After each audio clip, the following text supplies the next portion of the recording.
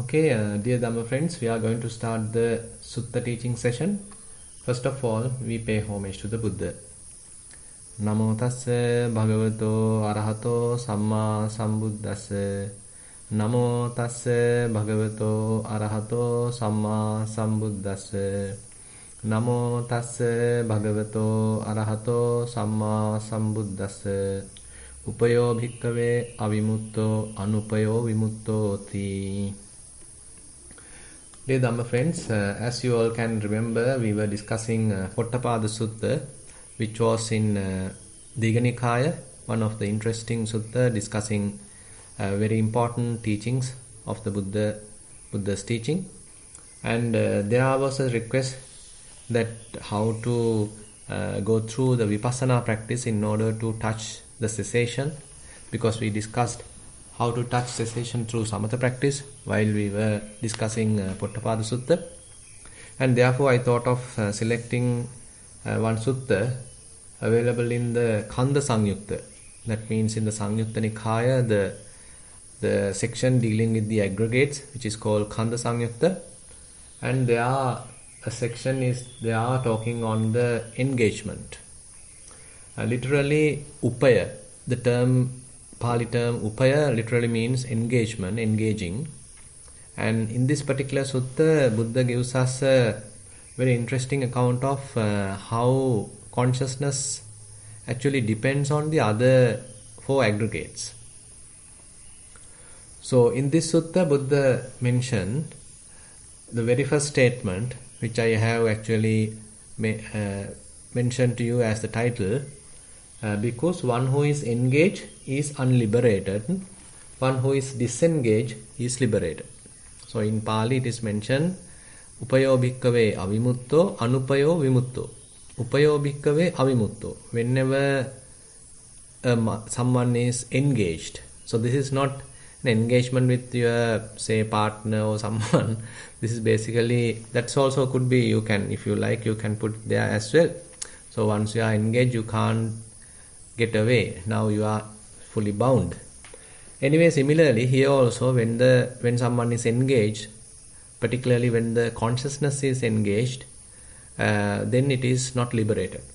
And on the other hand, when the consciousness is not engaged at all, basically disengaged, then Buddha mentioned that consciousness is liberated.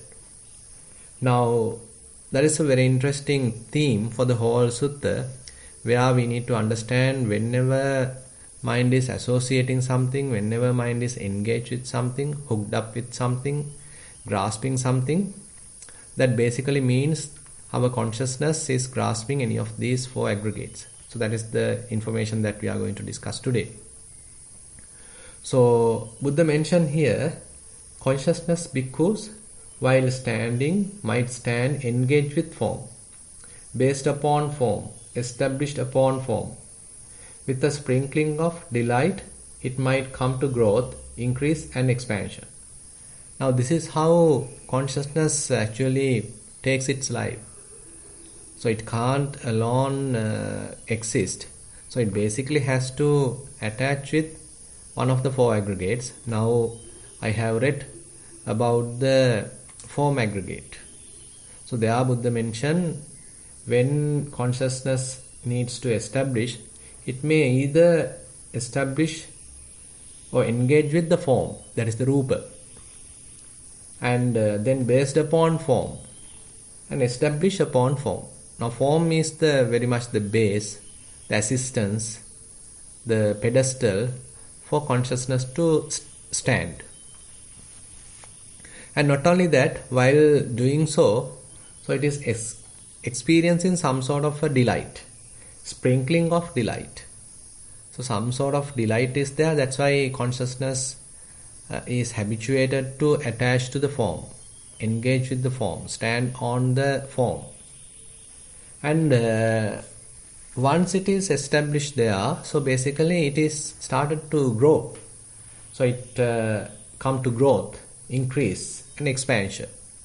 So assume like it's very much like, say, an octopus is simply putting one of its leg to a particular place, and slowly the all other legs are being brought there and firmly established in a particular place.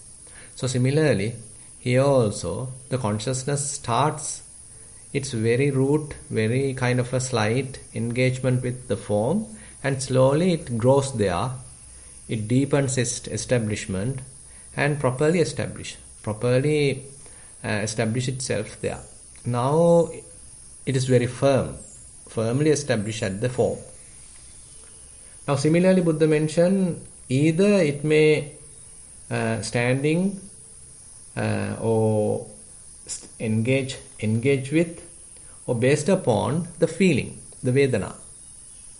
So similarly, once it is attached to the feeling, engage with the feeling, standing on the feeling, it starts to grow, it starts to increase, and it starts to expand, and again at the same time experiencing some delight.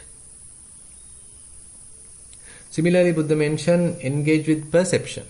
Whenever consciousness we need to engage, it may engage with perception. It stands on perception, and it might based upon perception, various signs. And once engaged there, so it starts to grow, it starts to expand, it starts to increase. So that is how the growing, the maintenance, the sustenance of the consciousness happen. And doing so, it is experiencing some form of delight. And again, Buddha mentioned about the sankhara, the formations. There Buddha mentioned engage with volitional formations.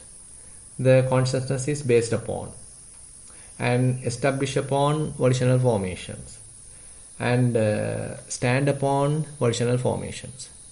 And while doing so, it starts to grow, it starts to increase, it starts to expand, and at the same time experiencing sprinkling of delight. Now you can see here the consciousness in that sense always needs something to stand upon at this level. So there is a kind of a delight also available, and there is a grasping, there is stand upon, there is engagement attached to either to a form, either to the feeling, either to the perception, or to a volitional formation. So if I reiterate, so any of the other aggregates are required for consciousness to live, consciousness to thrive, consciousness to exist. So without it, so basically it's very much like it can't exist. Now here we can understand, so we are talking here about the conditioned consciousness, sankhata vijnana, where some sort of a dependency is always available. Either it depends on the form, either it depends on feeling, either it depends on perception, or either it depends on the mental formations or the volitional formations.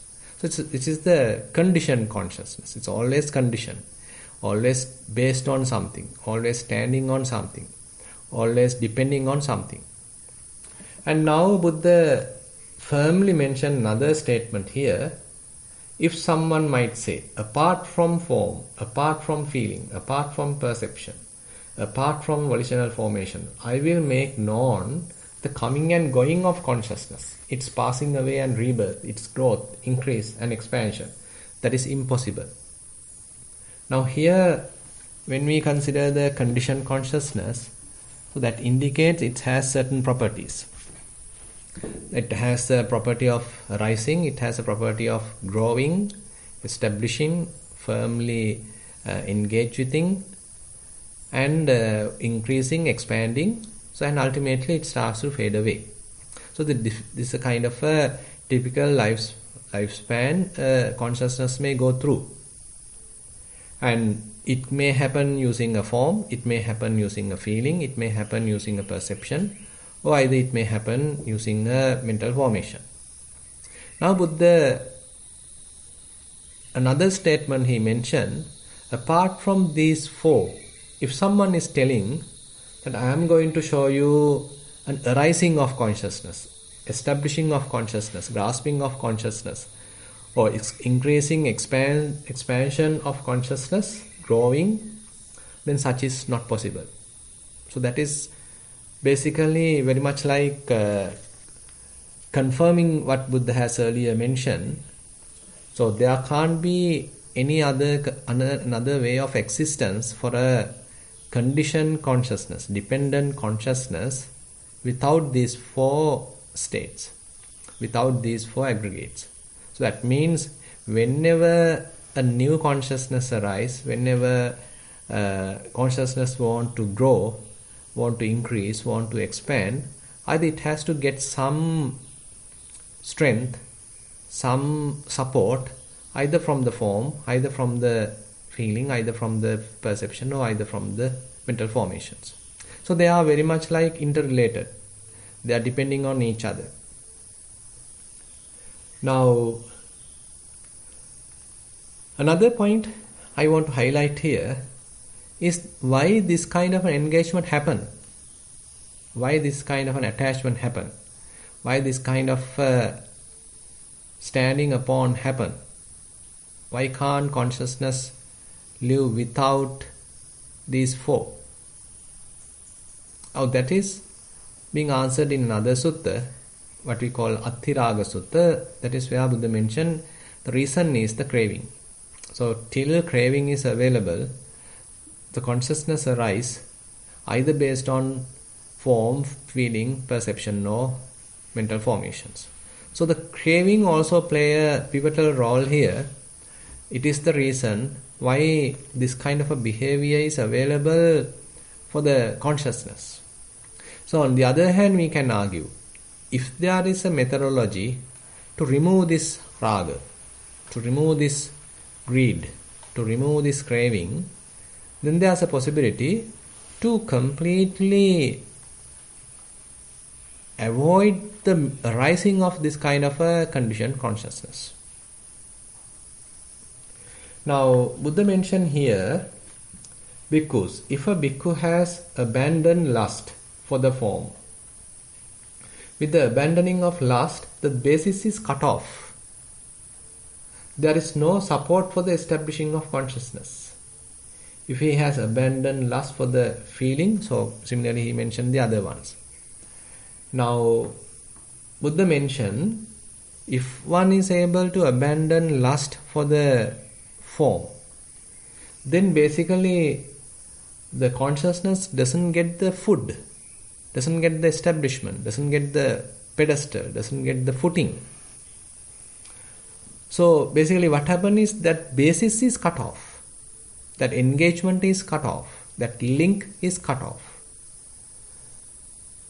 So then there is no support for the establishment of the consciousness.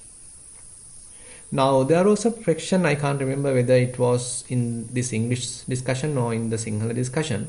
Someone asked, basically we are seeing certain things, say various sights, sounds, etc. So does that mean that we are well established on those, say, forms, on those sounds, smells, taste, tactile sensations?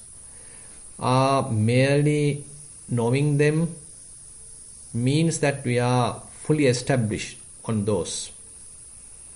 Now, according to this sutta, there is an additional requirement mentioned here. That is, when consciousness established on form, for example, then it starts to grow using that base, using that as a kind of a pedestal, as a kind of a stand.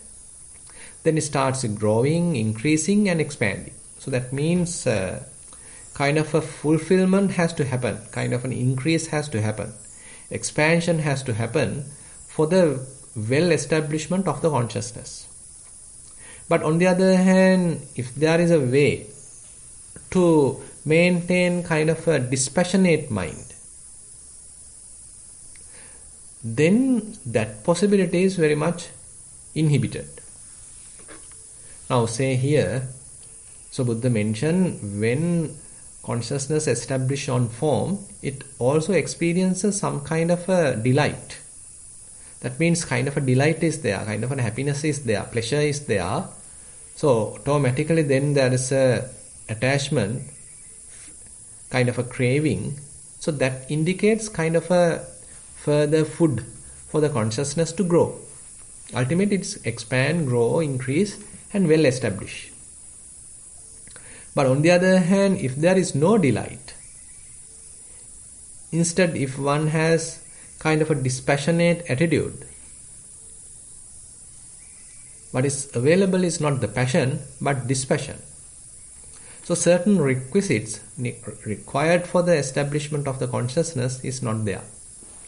So basically in that sense, if we are able to have kind of a attitude of dispassion, a background of dispassion, and on the other hand available lust being suspended, kind of eradicated, at least temporary.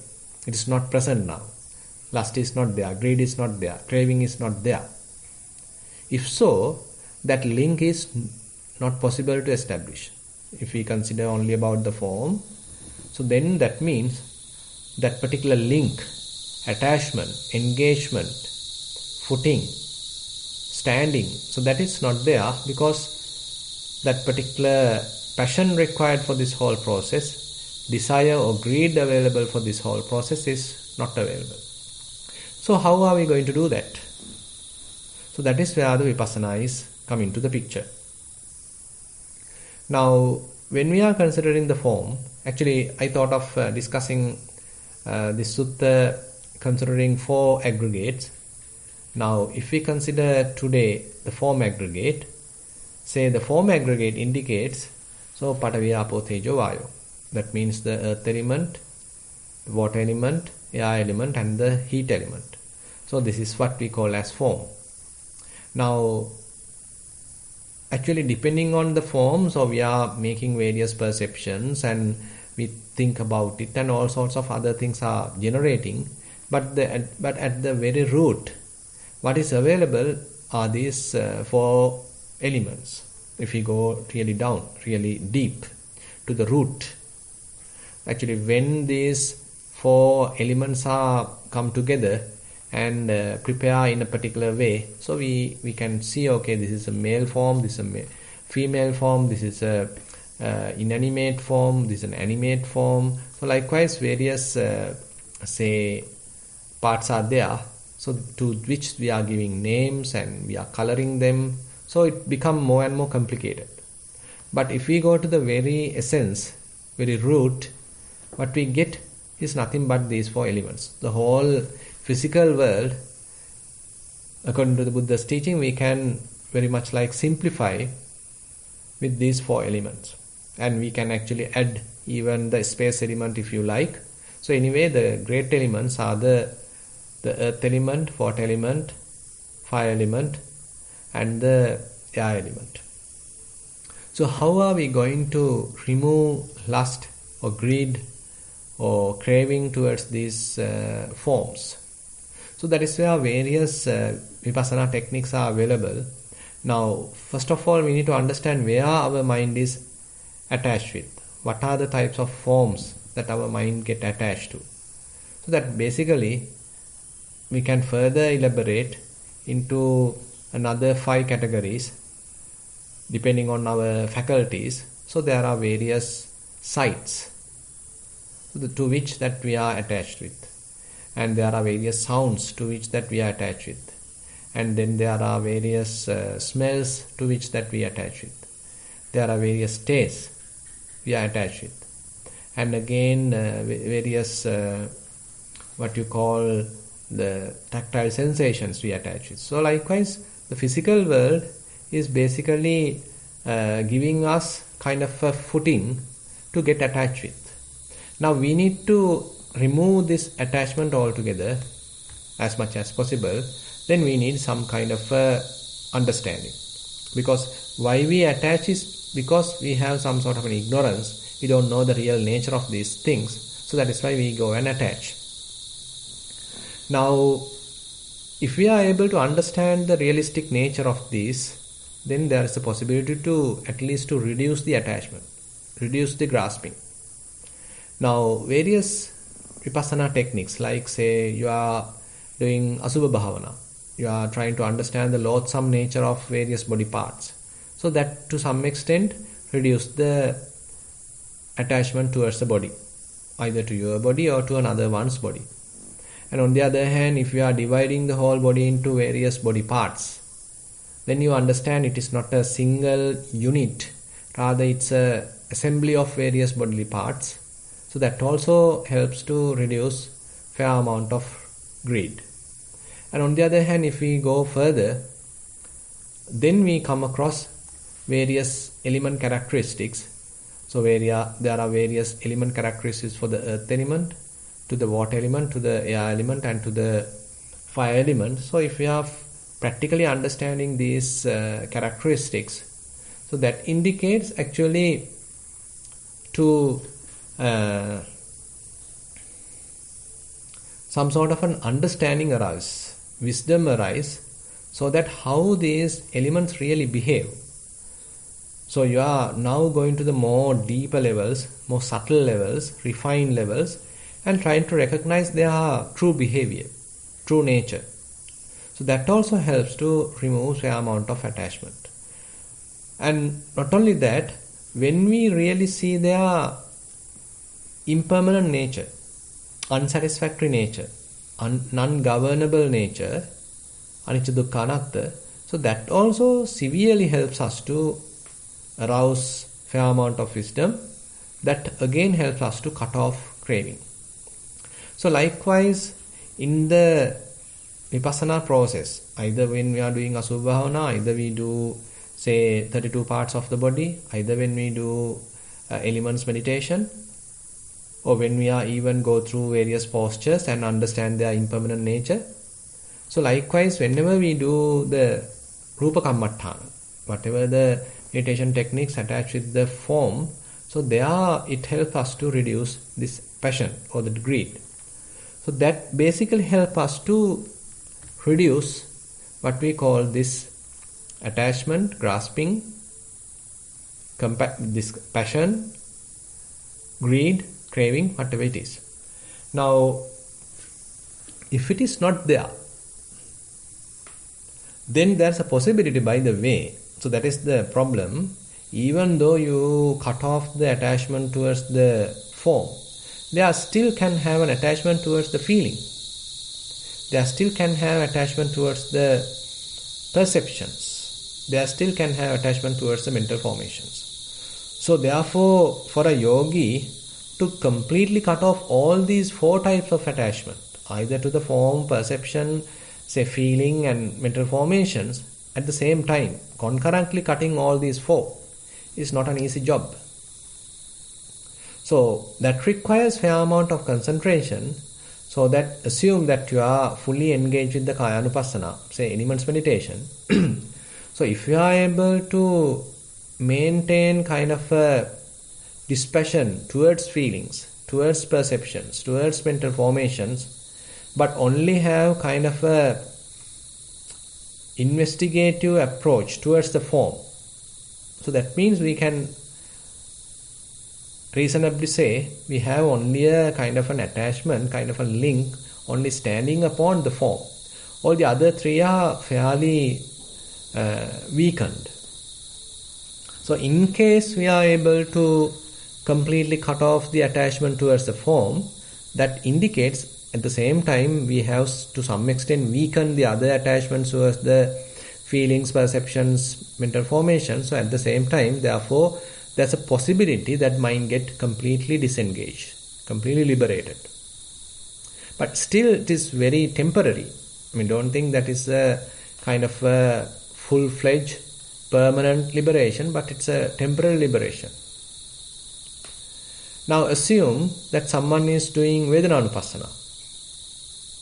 Now his investigation is more towards the what you call various feelings, and when he is sort of investigating various feelings, so that gives him fair understanding about their behavior, what different types of feelings are available, how vulnerable they are, how non-governable they are, and how unsatisfactory they are. So likewise, a fair amount of understanding is given through this Vedananupassana about the feelings. So slowly, so the attachment towards the feeling starts to fade away. Greed towards feelings start to fade away. Identification with feelings starts to fade away. So this actually helps to minimize that sprinkling of the desire, the delight. Instead, there's a kind of a dispassion arise. And again, the establishment become less and less, weaker and weaker. Standing upon the feeling aggregate become weaker and weaker. So similarly, there's a possibility for one to completely cut off that link between the consciousness and the feeling, so that the consciousness become unestablished. So now we have talked about the feelings. Now, one important thing to remember here is that when we are minimizing the attachment towards the feeling, when we are weakening that link, when we are weakening that engagement, so we have to make sure the other establishments, that establishment to the form, establishment to the, say, perceptions, establishments to the mental formations also has to be minimized. So otherwise, even though we are able to minimize engagement towards these feelings, if we are well established on any of the other aggregates, so that means vijnana, consciousness, has enough food, has enough place for its survival. And assume now we are going towards the perception aggregate, and say even the mental formations aggregate. Suppose now we are doing say Chittanupassana or Dhammanupassana, where you are carefully trying to understand the mind. So various signs arise in the mind, mental images arise in the mind, and you are able to carefully look at it. So you have very good mindfulness, sharp mindfulness, and you are able to develop very good clear comprehension, so that even the slightest image, mental image appear in the mind is noticeable. So you can notice it easily. So typically what happens is, whenever slight image happens, so we don't stop there, we want to recognize it.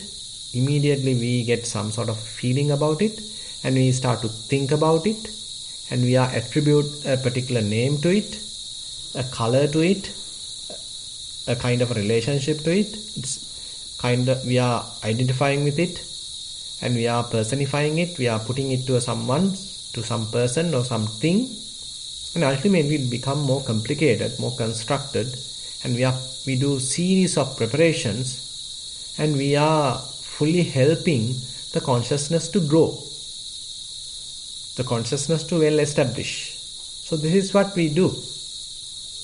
Actually, the very root is a very slight mental image, kind of a scar, kind of an image, kind of a sign, a mark. But we are the ones decorating it. We are the ones constructing it. We are the ones fabricating it. So more we fabricate, more we construct, more we add various other parts to it, so the consciousness start to properly grow, increase, expand, and well established. But on the other hand, if we are able to do the opposite, instead of constructing it, instead of preparing it, instead of fabricating on it, if we are able to minimize this fabrication, if we are able to have kind of a dispassionate attitude towards this mental image, this sign, this sanya, then in a way we are basically hindering that consciousness establishment process. Now, if we are doing so, if the mind basically has that capacity, then what happens is that slowly what you call this consciousness the food for the consciousness become less and less. So hope you can look at this diagram. So this is very much the essence of this sutta. So if we are able to minimize the engagement, grasping, footing, or giving food towards the perception, towards this whole process, then slowly we can see we are very much like disentangling, or we are deconstructing. We do some sort of a de-learning kind of a process, so that the consciousness does not get a footing on the various perceptions. Signs may come and go, but we are not giving any importance to them. We are not giving any emphasis to them. We know very well they are merely images. They are merely marks. They are merely mental images, various signs, various perceptions. And we do know their real nature, how they are impermanent, how they quickly come and go, how there is no essence to them, they are merely images. We know that they are mirage type of behavior. So if we have this wisdom, so that indicates they are not giving any chance for consciousness to establish based upon the images, upon the perceptions, the signs. So that also can be reduced in that sense. So that we need to do during the Chittanupassana or during the Dhammanupassana. So if we are carefully looking at our mind, so we get a proper chance, we get a fair chance to look at how these mental images are being given kind of a life, how we add more importance to them, how we add value to them. So we are the ones actually giving more strength to them. Now if we are able to stop that, so they are sort of weaker by themselves, so they simply come and they simply go. So the mind becomes more and more spacious in that sense, because the signs are the ones occupying the mind. So they are coming and going and they are very much filling the mind. So that mind is completely crowded. But if we are slowly removing all these different signs, it's very much like you are expanding the mind and basically allowing its space to appear. It's very much like you are cleaning your house.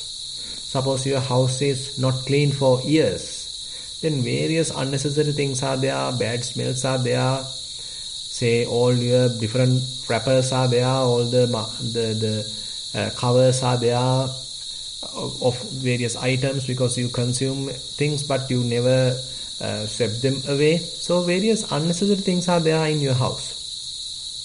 Suppose that one day you are cleaning it fully, so all unnecessary things you are throwing out. So everything is now keeping at their proper place. Now you have enough space in the house. It looks perfect now. It looks fairly spacious. Similarly, in our mind also, if we are able to remove all these different mental images, perceptions, signs, marks from our mind, then slowly mind has its capacity to become very much like luminous, to very much like transparent, to very much like spacious.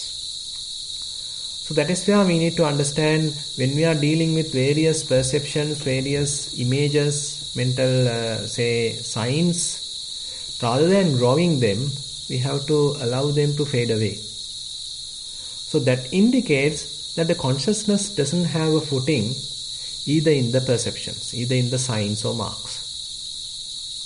Now how about mental formations?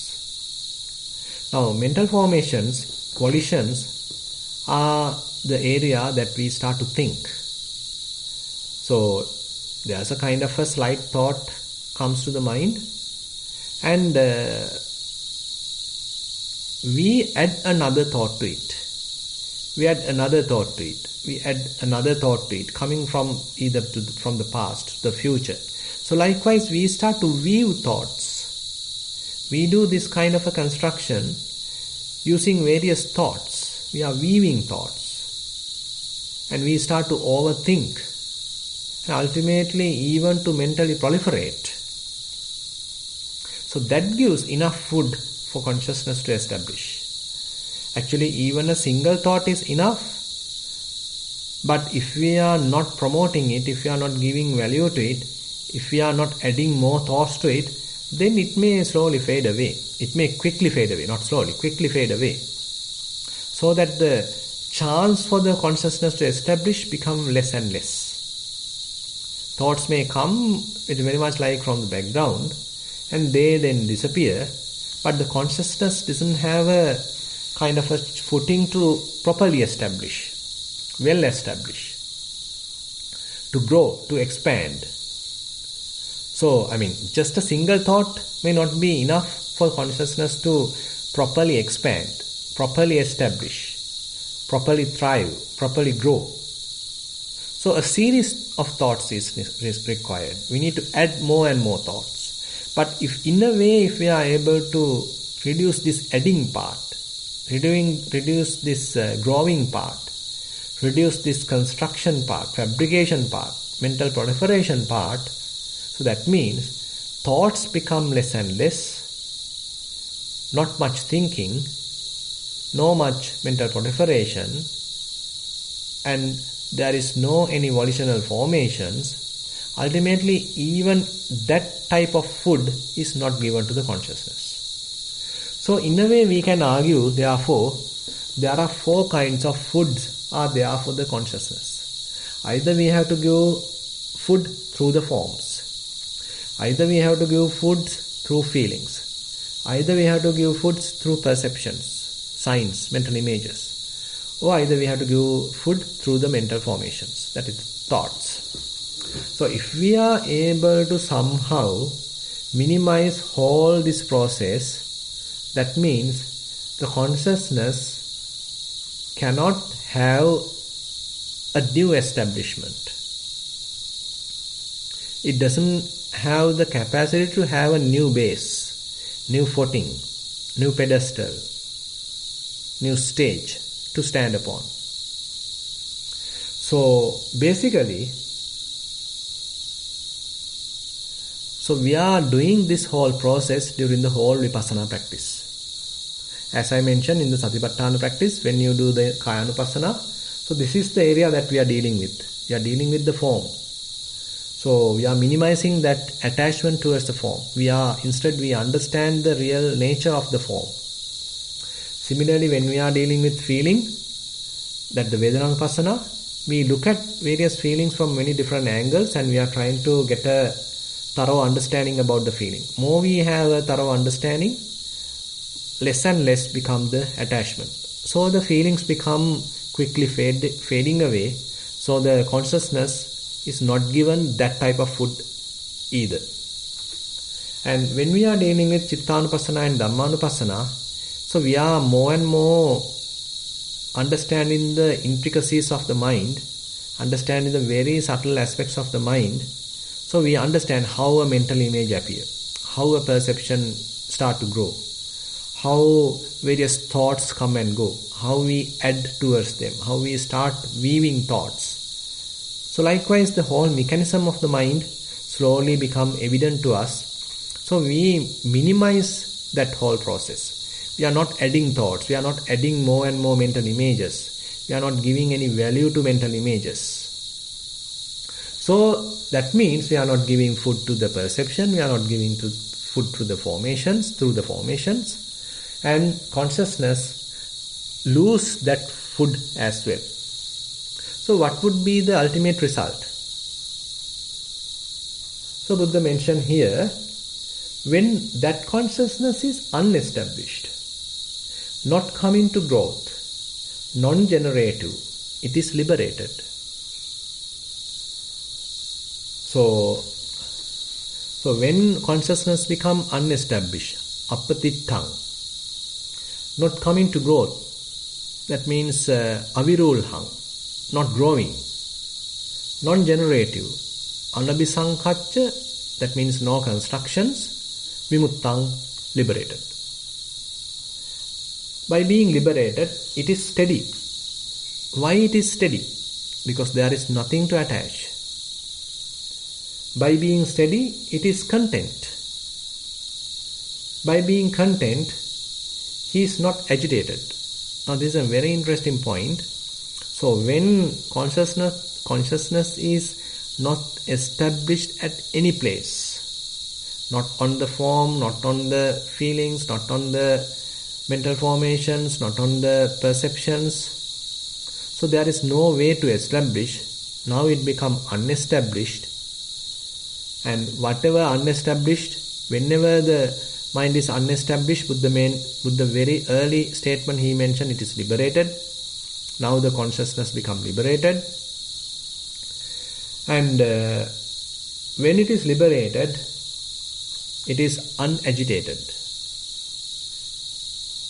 And then he personally attains Nibbana. So in that sense, so there is nothing to burn with.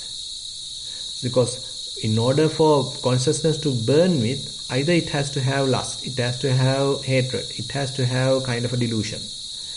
But now all that roots are being uprooted. As a result, so it is liberated, and it is very much like calmed. It becomes peaceful. He understands, destroyed is birth, the whole life has been lived, what had to be done has been done. There is no more for this state of being. Now, that is actually where the complete liberation Buddha mentioned. But immediately, that kind of a complete liberation is not possible. Basically, that may be possible to maybe to say a Pacceka Buddha or to a Samma Sambuddha, because the stages quickly happens. Sotapanna, Sakadagami, Anagami, Arihat. So those 4 stages quickly happens. But to the others, actually this happens in a kind of a stepwise process. So the attachment towards these aggregates become less and less to the level that attachment has minimized. So we can say, okay, he doesn't have attachment towards the gross forms now, gross feelings now, gross perceptions now, gross mental formations now. But still he may have attachment towards refined forms, refined feelings, refined perceptions, refined mental formations. Suppose another person further improve and he even doesn't have attachment towards these refined states, but he may still have certain attachment towards even very subtle forms, or even very subtle perceptions, very subtle mental formations. So likewise, it's a kind of a gradual process how one may minimize one's attachment. Now, certain very gross kind of forms are there to which now the person doesn't have kind of an attachment. But to certain other subtle forms, there could have a kind of an attachment. Similarly, there may be gross kind of feelings that the person may not attach, but there may be a very slight, refined feelings, still one may get attached. So likewise, so this reducing process is kind of a gradual process. We can't quickly have from 1000 to 0 type of immediate reduction. Rather, it may grow from 1000 to 999, 998, 997. So likewise, it may is a kind of a slow, gradual reduction process. So when consciousness is not established, what does it mean? So that basically means, so there is no coming and going. There is no arising and passing away. So this particular level of consciousness, what we call as unestablished consciousness, that means appatittita vijnana, doesn't show any coming and going. Because if there is kind of coming and going, that means still it is conditioned. Still it is sankata. But when this consciousness become unestablished, so it basically does not show coming and going, arising and passing away, birth and decay. It can't show. If there is a birth and decay, so that means it either has to establish using form or feeling, perception, formations. So that is the conditioned consciousness, Sankata Vijnana. But when the consciousness becomes fully unestablished, so it is not established in the form, feeling, perception, formations. So nowhere for it to grow. So there is no coming and going. It becomes unconditioned. It becomes not established. So that is where Buddha mentioned a term called Appatittita Vijnana, unestablished consciousness. Anidassana Vijnana, unmanifested consciousness. So this is another level that we have to explore. So what is this unestablished consciousness? What are the properties? What are the other characteristics? Etc. Actually we can further discuss using other suttas. But today actually I want to highlight the whole Vipassana process. Using this Upaya Sutta, Buddha very briefly but precisely, with more sort of technical terms, Buddha has shown in this Upaya Sutta. And with that, I like to conclude today's Dhamma sermon. I hope that you have some questions to discuss. So with that, I hope to conclude today's Sutta teaching session. If you have any questions, you can raise your hand. Thank you, Bante. Sadhu, sadhu, sadhu. In addition to raising your hand, you can also send your questions through the chat.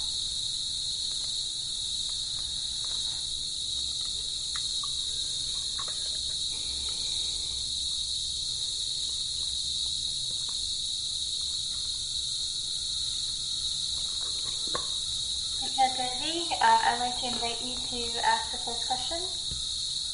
Thanks to Tinker. Bante, you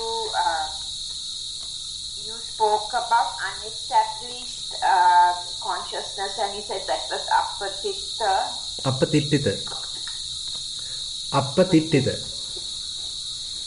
Now, patittita. Patittita means established. Appatittita means the opposite of that. Okay. And then the other one was Anidassana. Not coming. No, Anidassana means unmanifested. It doesn't show any image or something. So it is called Anidassana. And then you went on to also give the Pali word for not coming to growth. What was that word? Please? Avirolhang. Avirolha. Virolha means the growth. Avirolha means what you call this? Not coming to growth. Yes. Then non-generative. Let me tell you. So in the English terms.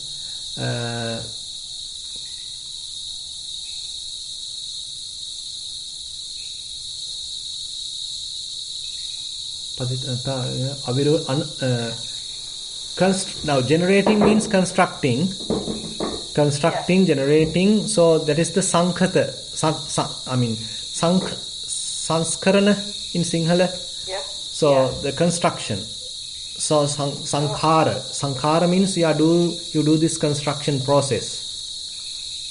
So sankhara, then non-generative sankhara. No, it is literally mentioned as anabhisankhaccha. Now sankhata is the constructed, asankhata is the non-constructed. So when we go to the verb of that, it's called anabhisankhaccha. Abhisankhaccha is the construction process, anabhisankhaccha is the non-constructing process. Right, got it. So if you want, I can show you the Pali here. Give me a second. I'll try to get the Pali one as well. So Samyutta Nikaya.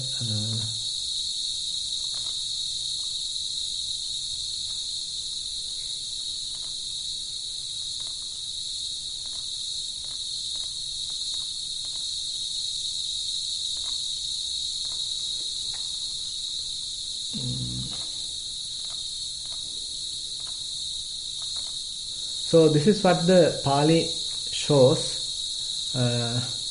Upaya, I don't know whether you can see it. Yes, can you see? Okay. Yes. So Upayo bhikkave avimutto anupayo vimutto. So that is the very first statement Buddha mentioned. So whenever mind is engaged, upaya means engaged, so then Buddha mentioned it is not liberated. But on the other hand, if it is anupaya, means not engaged, then Buddha mentioned it is vimutta. It is liberated. So then on the other hand, Buddha mentioned about the other parts. Whenever vijnana established, rupa upayam, the either attached with the rupa, bhikkave vijnanam tittham titthamanam tittaya rupa rammanam rupa patittham nandupa sechanam buddham virulhing vepullang apajjaya. So whenever mind, the consciousness established, so either it established Titthamanam, established with making the rupa rammana, that means attached with the rupa patittang, based on rupa, based on form. Nandupa sechanam, so that means having some kind of a delight. Buddhing, that means growing. Virulhing, another kind of term to emphasize it. Vepullang, become more and more, grow, becomes the fulfilled. Apajjaya, it becomes more fulfilled. So that means, slowly growing and well established, and ultimately become quite well established. So similarly, Buddha mentioned about Vedana, Sanya, Sankhara. And then the middle part is mentioning that if someone is telling that that coming and going of consciousness can happen without any of these four, then that is not possible. And then Buddha mentioned Rupa Dhatuyache Bhikkave Bhikkhuno Rago Pahino Hoti. Now this is where the Vipassana is happen. So you are trying to minimize the attachment towards the Rupa, towards the form. So slowly that raga, the craving, the desire, attachment, grasping towards the Rupa become less and less. So you do a kind of a process, engage kind of the mental development, bhavana, to minimize that attachment.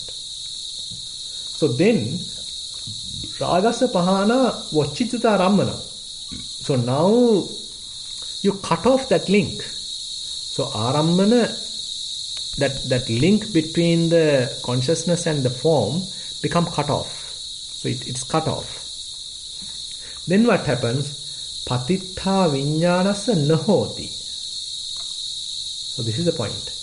Then the established consciousness cannot be. Consciousness can't establish. So similarly, Buddha mentioned about the other four aggregates. So tang appatittitang vijnanam. Now here, tang appatittitang vijnanam avirulham. So that means not growing, not spreading out, not growing. Anbi sankaccha vimuttang, without constructions, it becomes liberated. And when it is liberated, it is standing, it's still, it becomes still. It becomes kind of immovable. Because the consciousness to move, it needs any of these four. Now, when nothing is there, it's very much like it comes to a natural standstill. It is not that you are by force keeping it locked on a particular object. Now, say for example, in the jhana practice, so that is the approach that we take. Say you are taking a kind of a form. Say you are looking at a casino.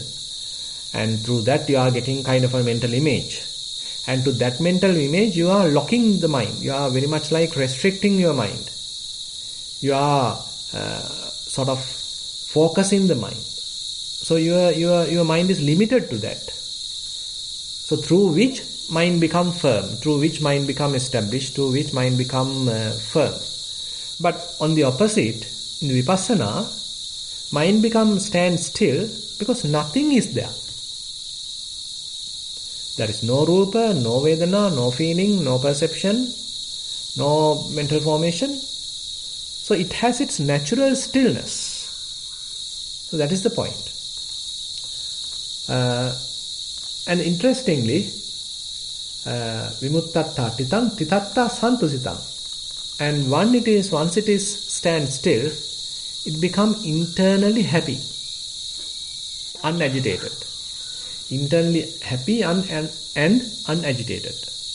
Now actually, so these are, in a way, we need to learn from the Buddha's teaching, because sometimes we momentarily experience these kinds of states. But unfortunately, when we don't appreciate that state, when we don't really recognize that state, we are not giving enough value to it.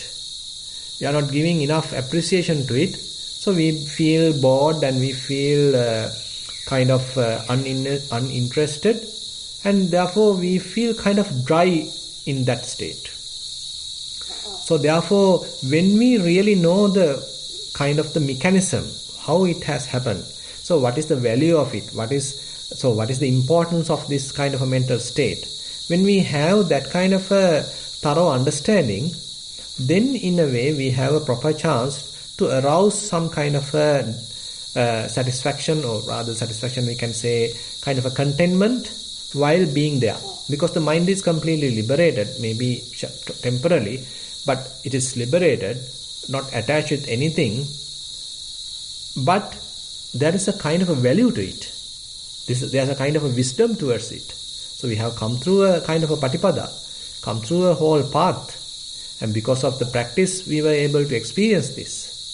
And on the other hand, when we are experiencing it, so we need to know the value of this whole process, and we then can appreciate, okay, now I am experiencing this, let me maintain it, let me enjoy it, let me be contented with it, without asking this and that, let me contented with it. So that kind of a little encouragement has to happen from our side, because the point is, our mind is very much like conditioned to get excited, to always to have kind of a personality.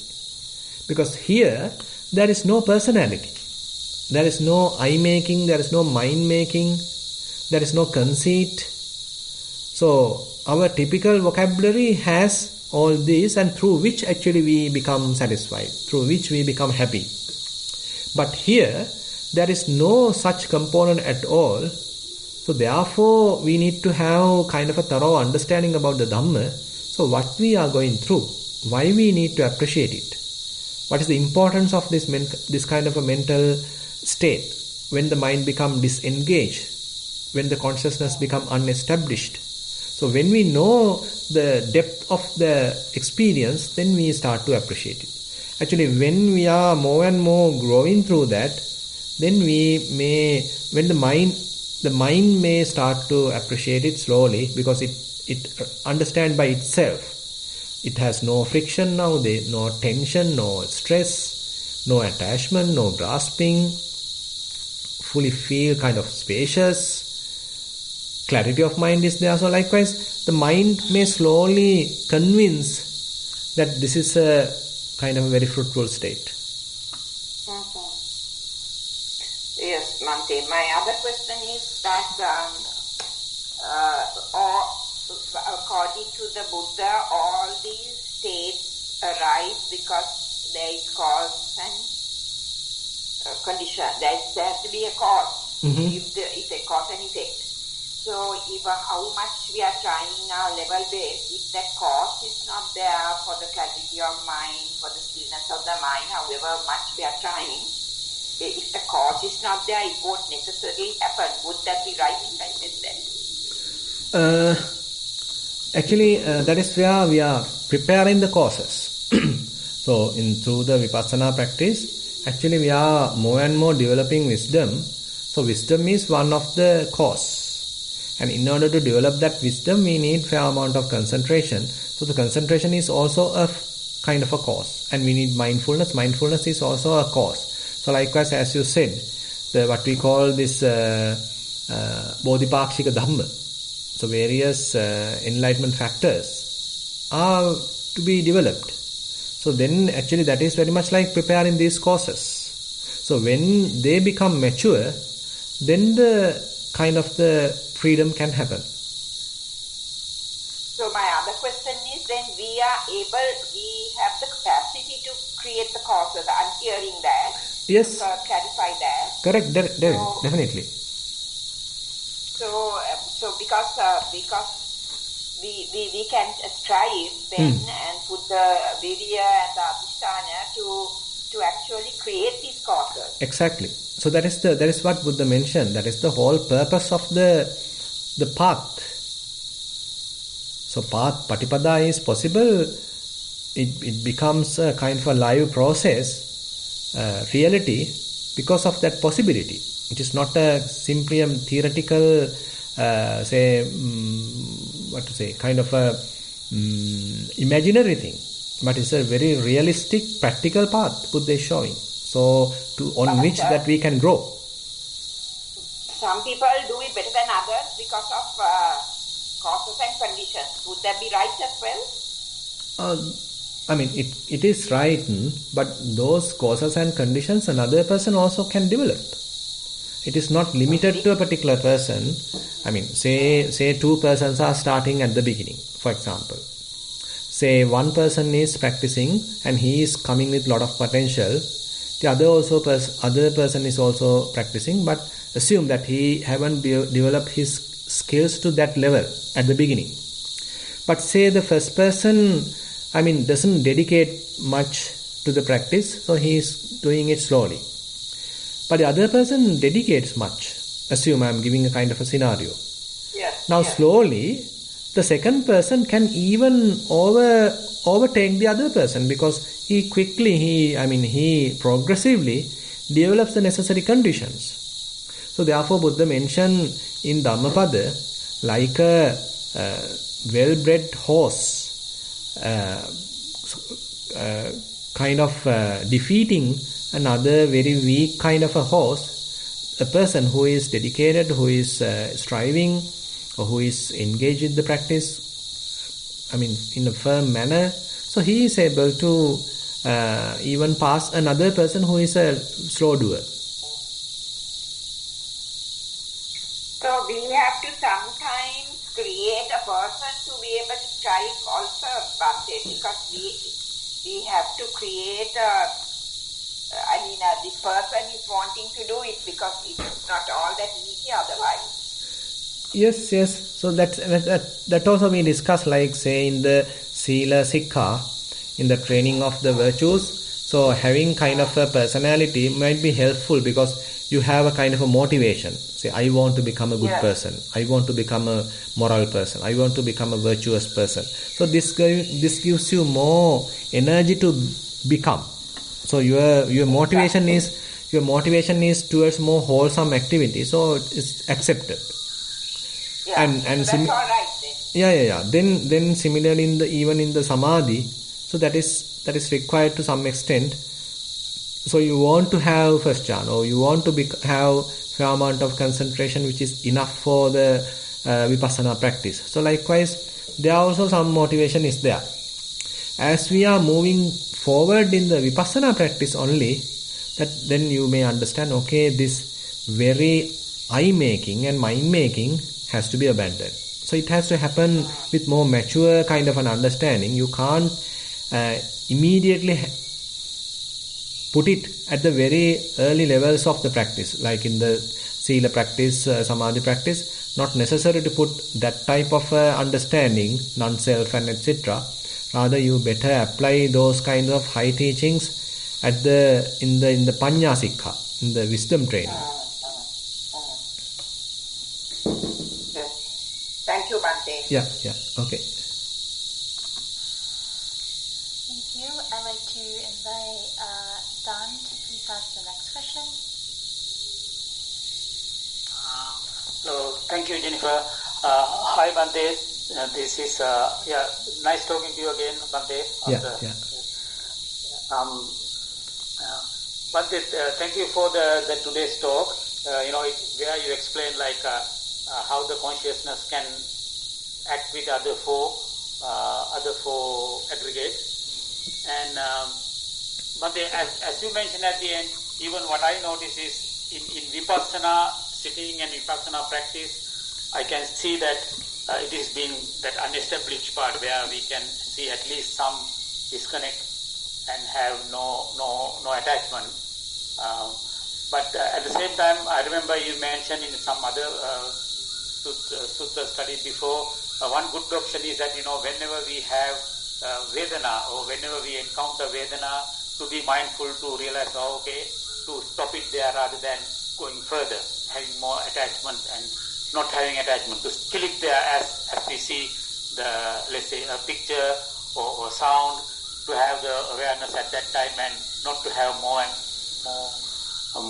vitakka vichara and so on. So that part I actually practiced Bhante, and it works. So I also feel like with what we study today, what is the sutta today is in the sense that we can apply from now to the future, let's say, because we know it now. But Bhante, what about the things in the past? Because I would say, if I look at more of the forms, let's say example, let's take some taste. So this could be some of our habits or some of the taste that we like in the past, which is still happening and still continuing. Yeah. So in terms of detaching to that, how would you... Yeah, actually, when we discuss the four aggregates, actually it includes past, present and future. So Buddha, when Buddha give the complete definition, full elaboration of all these different aggregates, he actually include 11 facets, 11 directions. Past, present, future, then subtle or gross, and then near and far, what else?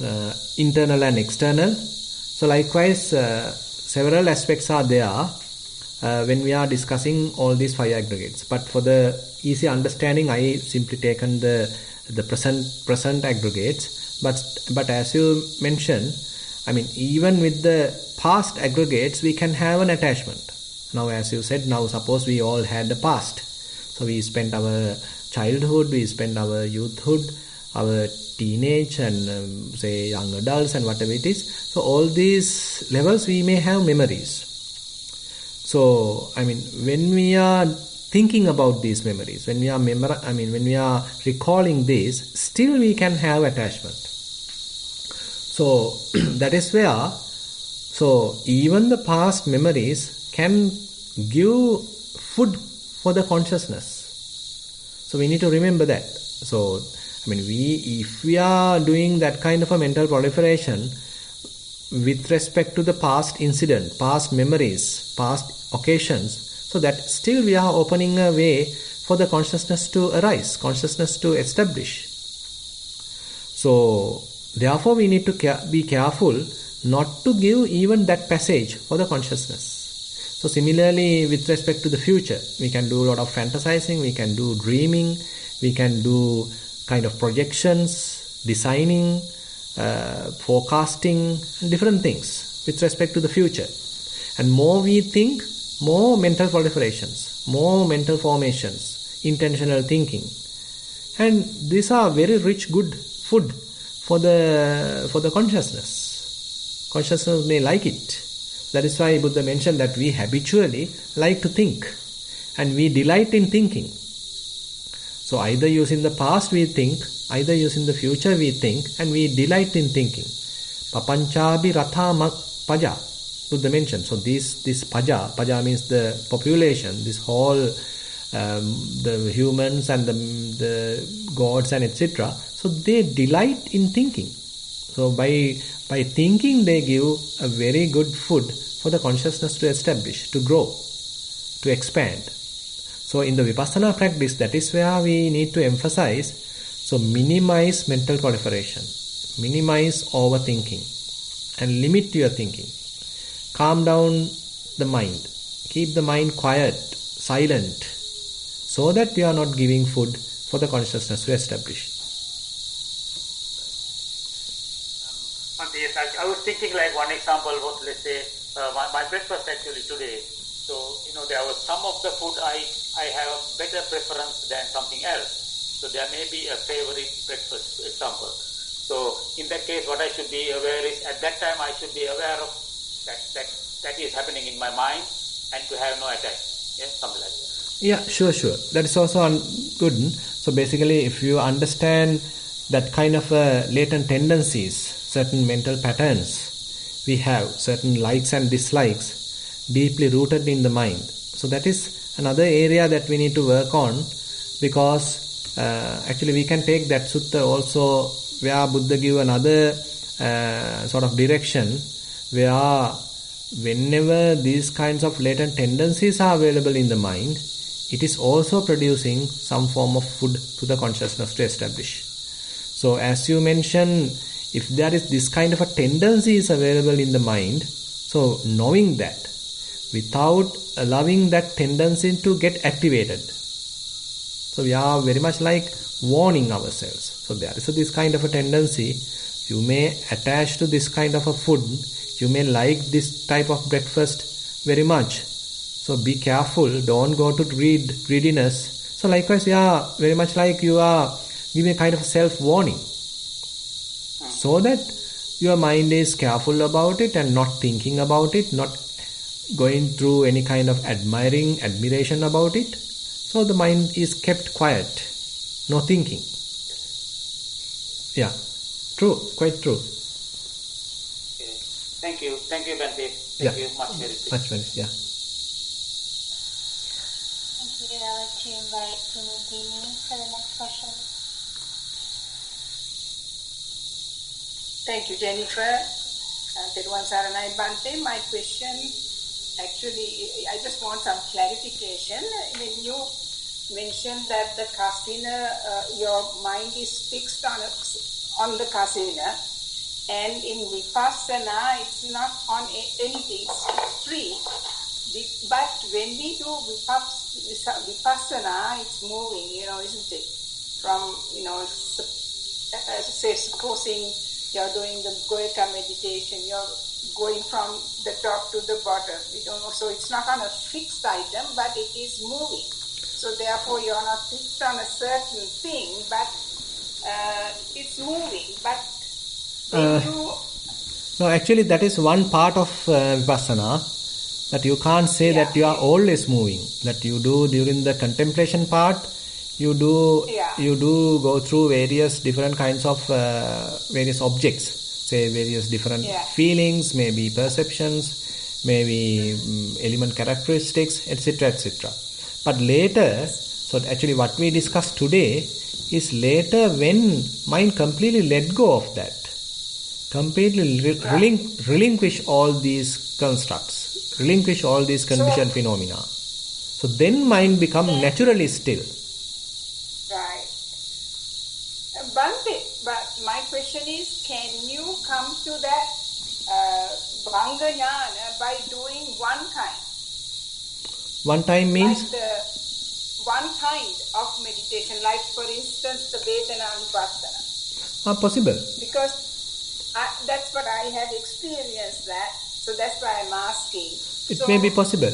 Possible because now, say for example, you are continuing Vedana Anupassana, so you see a quick arising and passing away of different kinds of feelings, and later if you are giving more emphasis towards the dissolution part, disintegration part, so that in that sense you have seen there's nothing sort of, it's just destruction. Yes. Correct. So that, is that correct? Correct. Also, Bante, I want to also find out from you this explanation of today's sutra. Is it similar to what Buddha's advice to Bahya was? No? Yeah, actually. He is just... Yeah. So to Bahya, yeah, we can say so, because Please just say, you just say something, that's it, don't proliferate after that. definitely, correct. So I was thinking there's a similarity in there. Sure. So I wanted to put, so doesn't the dispassion that comes when you meditate take care of this, this attachment to all these, things naturally, or must you cultivate it? Yeah, actually the very I know I used to love food and going for parties and this and that, but I don't like those anymore. So I feel I have got some dispassion. And even social company, I just don't feel like. So I feel I have come to some kind of a dispassion, and I'm not claiming that I have total, I don't get attached to certain things. I do, but it has reduced to a great amount. So I'm asking whether does it come naturally or must you work at it? No, actually whenever you are continuing your Vipassana practice, so it is represented in all these different daily activities. So your typical likes and dislikes start to change. So as you said, suppose that you are fond of going to attending parties earlier, but now that attitude changed. Now you don't want to. So you have some sort of a dispassion, and you don't want to attend parties. So likewise, your behavioral change has to happen, definitely. Yeah. I not only in that sense, many other things too. I don't enjoy, listening to music and all kinds of movies and things like that. I'd rather be, meditating or listening to a Dhamma talk. So, such things like that. So I didn't do it on purpose. It just has happened to me. And people are thinking that I am getting boring.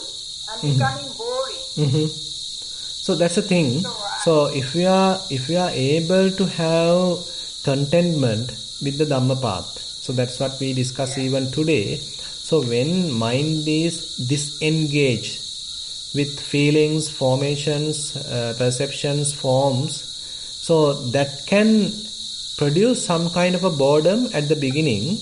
But more you live on that, more you understand the value of it, so it becomes no more a kind of a boredom.